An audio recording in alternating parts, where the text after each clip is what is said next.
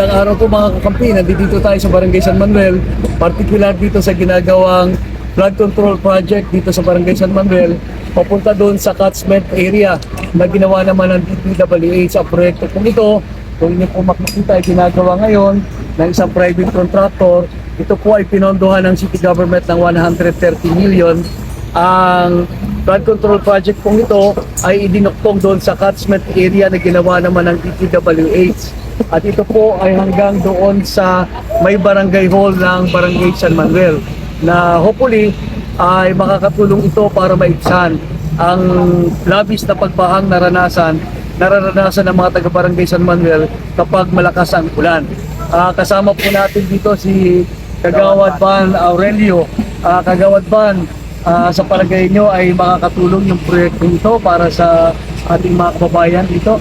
Sa aking palagay po, makakatulong po pag natapos po ng maayos yung ating project, lalong-lalo na kung may kasunod kaagad yung from Port Palawan to papunta ng Barangay Hall ng San Manuel. Okay.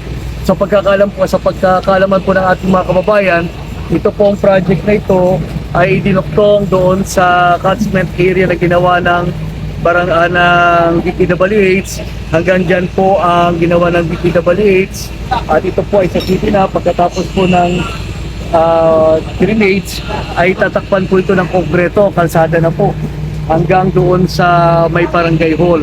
At ang problema po doon sa Ford ay itutuktong po yun kapag nakausap na ng gusto yung mga may-ari ng lupa doon. Sapagkat inuna po muna itong walang problema sa mga private property mga po. Sama naman po natin dito yung forma ng private contractor, si Alan Ramirez. Sir, sa palagay niyo po ba kailan matatapos yung proyekto natin ito na kinokontrata nyo after ng city government? Bali, ano sa akin, bali dapat matapos na yung mga city government mga month ng September, sir, mga ganun siguro ang sa palagay niyo po ba ay ma-accomplish natin yung target date natin na month of September 2026 per month? Opo, susubukan po, sir, depende sa panahon siguro. Pagpapagyan talaga, kailangan tapusin. Ang marami pong nagsasabi, Foreman, na medyo mataas daw itong ginawa ng DPWH doon sa dulo. Hanggang dito, sumunod na lamang ang city. Sa palagay mo po ba, mas mataas ito kumpara doon sa national highway natin o tama lamang po yung elevation? Sa tingin ko, sir, bali, tama lang naman sir ang elevation dito kasi para makuha niya yung tubig po. May drainer dito, kaya nagkaroon dito ng medyo mataas yung area. Kasi pagdating doon, mataas yung area, kaya pagdating doon, kailangan niya nakalagay yung para makuha natin yung sa taas.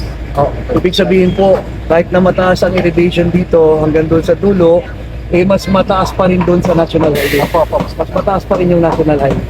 Kasi yan po ang laging tinatanong ng ating mga kababayan, napakataas naman ang ginawa ng DPWH doon. Dito sinundan ng siyudad, baka naman mababa yung national highway, hindi na po makapasok yung tubig. Hindi po, sigurado po tayo mas mataas yung sa national highway. At sigurado po tayo na dadalo yun ng maayos yung tubig dito hanggang doon sa catchment area na ginawa ng DPWH. Maraming salamat po, Foreman. Thank you very much. Yan po ang update natin dito sa drainage project na ginagawa dito sa Barangay San Manuel.